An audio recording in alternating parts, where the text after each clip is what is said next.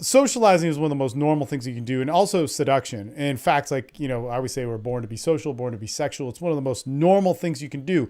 But in order to be social or sexual, and on the call right now, on our Wednesday night call, it's our members call. Yeah, be on it, be on it. It's a benefit. We're talking a lot about the social thing. And the problem is we make it an abnormal thing. We think of it as this, it's got to be this big deal in order to happen. We make all these comparisons of how we can achieve like excellence in it and all these superlative things about being social. When being social is what we were born to do. It is what we like. I don't care who you are. Your biology was meant to do it. Your brain, the parts of your brain that move and interact with each other were meant to be social. If you're a mammal, you're meant to be social. Now, that all being said, right? When you're born to be social, socializing should be as simple as eating, breathing, ambition. And actually, that's when we fuck up all the time too. Going to the bathroom. These are normal things that aren't big deals, right? But see, the thing is we live in a culture, and I would recommend, if you want to get more into this or kind of like get my thought on it, there's a speech I made for the 21 convention in 2014 called The Myth of the Alpha Male. And like, really, dude, on the TSL calls for about 6 months, we like workshopped that motherfucker. It was crazy. So there's a lot of stuff. And it's funny because some guy came up to me that actually passed away. I don't want to speak poorly about it, but he was like, hey, you gave a talk on evolution and I'm going to give a talk on evolution. I'm like, I cited some things, but whatever. And his was such a distortion of like just such a one-sided thing. But the whole point of the talk that I gave was that we're meant to be social, and that our problems with socializing come out of scarcity. And that's a big, broad thing, right? There's a lot of stuff you could read on. You could read the book Ishmael. You could read the book Saharasia about it. And I'd recommend you do. It'll kind of give you a window to where I'm coming from with it. But what I mean by scarcity is that when we don't have certain things that we need, that we were born to have, we move into disorder and dysfunction. So for instance, politics doesn't cause chaos. A lack of resources causes chaos. The Mayan Empire fell in the same way the Soviet Empire fell by having lack of water. And a whole bunch of other shit. Now, there was a whole political story that went into that was very different and completely different cultures. And that's a huge generality to make, but it was that scarcity happening, right? When wars happen, it's when resources aren't there. It's not because just one person thinks another thing. It's because we're overpopulated and we don't have enough for everybody and people fight, okay?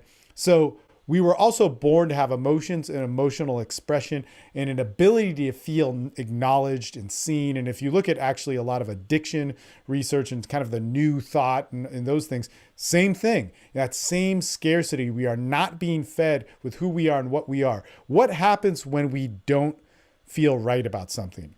We start to feel angry. We feel confused. We have a lack of identity. We start to judge and we search for a definition. We search for something that needs to happen when this is the interesting thing that I got years and years ago before I like kind of tried to connect the dots with some sort of like, evolution idea or whatever behind it. But when I had sex with somebody, I felt good. I didn't need to be a man. I didn't need to talk shit. I didn't need to be more powerful. Sometimes I felt powerful, but it was like, oh man, yeah, cool. That's not an issue anymore. All right. There you go. I just fucked. I got it out of me. When I made a connection with somebody, I stopped having a chip on my shoulder. I stopped being angry. I stopped having the need to prove myself. I stopped having the need to be right, even though I was having a conversation with somebody who I thought was wrong, but we connected. And these phenomenons happened. So why was I fulfilled? And I was like, this is crazy. This is impossible. All the stuff that I'm teaching or learning or whatever in the whole social dynamics realm is off because of this phenomenon that's happening. Like I'm somehow normalized by it. And as I started to get more experience and more experience teaching, what I noticed is when I made big deals, or especially when I had clients then make big deals, which I saw over and over again about their social life, about how they socialized and what it needed to be. They never sustained. So we hear like these comparisons, like how does a champion deal with whatever? Man, a champion is a man-made construct and an idea that is dependent upon society and culture. And society and culture are not bad, but they're huge variables that can be so different in so many different areas that, in one society and culture, you might need to be a champion to have some sort of worth. In others, you don't. So I wanted to get to the truth, because in all human beings, you have to be social, you have to be sexual in order to be fulfilled. You also have to eat in order to not be hungry. And what we're talking about so much here is the desperation, the hunger, the urge. And when we're confused and don't feel that we have an identity, we start reaching and looking for the rock stars of life in order to have identities, rather than find the simplicity and normal expression of self. And here's the thing, man. You always get this from the stupid fanboys of the, beaten to shit guy who, speaks as part of the foundation of the men's development culture. They give me some fucking Michael Jordan quote, or they give me some like Mike Tyson quote about whatever stuff, man. And I can guarantee you the process of that person, coming to love basketball, baseball, boxing, martial arts, whatever it was with them, man, it had to probably do with a daily action of normal stuff. I'm sure there was some genetics. I'm sure there was a ton of passion. I'm sure there was all this other stuff. But the fact that I'm looking to define my self-worth or my feeling of sensing I'm somebody based on somebody that I don't know, that's an image and an icon that I've never interacted with, other than it being so detached from my reality. I watch it on fucking TV. I'm not defined by the reality around me. Man, that is never going to be a complete answer. I'm not going to say that's a bad thing, because we all do that. We're in a culture that loves that. And we have to be a part of our culture. Our culture is fucking great. But the answer to socializing, the answer to being sexual and being fulfilled, is being normal, right? And here's the interesting thing is we hear a lot of people talk about like sexual stuff. And we hear a lot of people talk about like how, being sexual is this, that, and the other thing. And there's all these definitions. And you always hear these men talk about these crazy actions. You talk about these women talking about these like more homey actions or whatever they are. But dude, I have lived those things to such a high degree. And then working in the men's development industry, I realized most people are full of shit out of them. Like, I have lived those things, man. I know what that's like. And this is also my personal decision. You may like those things. But what you're hearing about those things is usually a lie or a myth or something that somebody is, propagated to sell something. I mean, I remember I was in a fight with my wife, and after the fight got cleared up, I told the guy who has some intense beliefs, and he told me this. He's like, "Oh no, man, this is true. This is how it works. What you should have done," and he started laughing uncontrollably as he was telling me this. "Is what you should have done is you should have tied her up, imprisoned her in your house or like, one of those rooms, and just girl after girl just fuck other girls in front of her. And man, then she would submit. It would be great." And I just looked at him and I was like, "Because you've done that. Like you've actually, like whoever took, like, he's no, people do that. People talk about that on Reddit, and I'm just like, dude, like, let me tell you something. I've actually done stuff like that. I've done stuff like that, not as a form of power or oppressing somebody, but I did that because that was a part of my sex life. And I saw the results that came of it, right? Which weren't necessarily bad. The behavior isn't bad, right? It's how the expression is coming out as yourself. But I was like, man, you're so detached of what that really is and what actually happens, when people are in those sexual modes and when people are in those modes of relationships and so on. And I didn't really argue with him, but I was like, oh, but you did that, right? That's what you did with your wife. That's what you're going to do again. I'm like, no, man, thanks. I'm good. We resolved our issue. It's all good. But the thing is that people build up such a fantasy. And the reason why you build a fantasy, the reason why you desire, some sort of higher being or some man-made definition based on culture for something that is true and of your nature, is because you probably can't talk about it. Because you probably see your social life as abnormal. Because you see your sexual life in order to have it is it has to be abnormal or extreme in order for it to happen.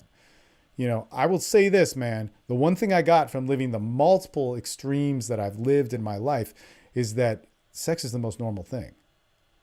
It's the most beautiful thing.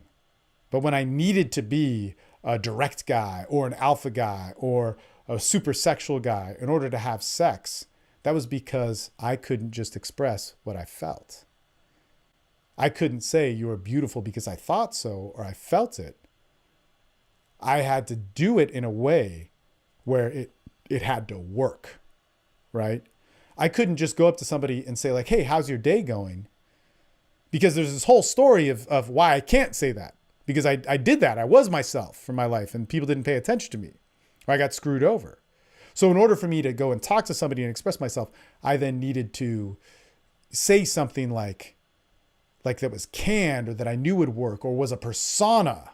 I always love this too when people are like, no, we authentic. There's no routines. But we have to fit an image of an archetype of something that's not us because we don't have faith in who we are. Man, how fucked up is that? You realize the recipe for self-hate that comes from that. Do you realize that the whole lineage of what pickup is done or men's development or dating advice is done that is so grasping on like fucking claws of going like, show me the alpha, show me the man because I don't feel like one, because society didn't show me one, because, you know, the movies, the white knights and whatever, you know, is such a, you know, horrible oppression on masculinity. Fuck, man. I don't ever think about that. You know when I don't think about that? When I actually talk to somebody. You know when I don't think about that? Is when I actually stick my dick in a woman and feel her. And she feels me and I feel her. I stop fucking caring. Man, you know when I start needing a movie to define me, and don't get me wrong, man, culture defines a lot in people. But there's enough of masculinity and culture to fucking find it. There's enough of socializing happening in culture to find it. You don't need to be pissed off about it. When I need or I'm pissed off that I didn't get a movie to show me how to be a man is because I didn't have the responsibility, the fortitude, and I was afraid at multiple points in my life to actually speak up and do something and show who I was. And when you walk around with that sort of repression, yeah, being a rock star looks good. Yeah, being some big alpha motherfucker looks good. And just being a normal guy that says hello to somebody, you know, feels whatever. You know, it feels like something repellent to you because you're so afraid of failing. You need to get to the point where socializing is normal. It's not a big deal. Where making a friend is normal. It's not a big deal. Where having sex is not a big deal. And man, we've been in this debate so many times. Like, God, you know, Terrence is on these calls, and I remember DJ Fuji spoke in like 2008 or something. And he goes, yeah, I forget what it was, but like, Tiger Woods or Michael Jordan or one of these like great athletes is unreactive when he fails. And Terrence is like, man, that's fucking bullshit. Because when Tiger Woods hits a hole in one or Michael Jordan makes whatever shot, he goes, yes. But see, we got to learn how to celebrate as normal people. If I get laid, man, I love telling my friends about it. It's awesome. It's great. That's part of being a man, but that didn't make me a man. You know, when I get rejected, it hurts. It sucks. I may even question things about me, right? That's part of being a man, but it doesn't make me the man. It's this whole cascade of all this stuff, man, that we're there's so much of it. And when you listen too much to self-help or advice, or if you fucking idolize me, Jesus Christ, man, get to know me. God, before you can make a judgment about how good or bad I am, and not a lot of people think that, you know, and I appreciate that. But like, get to fucking know me, man, because when you get to know me, you realize that we're so much more the same. Anyway, I just keep going in a circle on this. But fuck, man. If you're not making socializing normal or sexualizing or being sexual normal, then you'll have to be abnormal to experience one of the most true things that you were born to be and that you need to feel complete.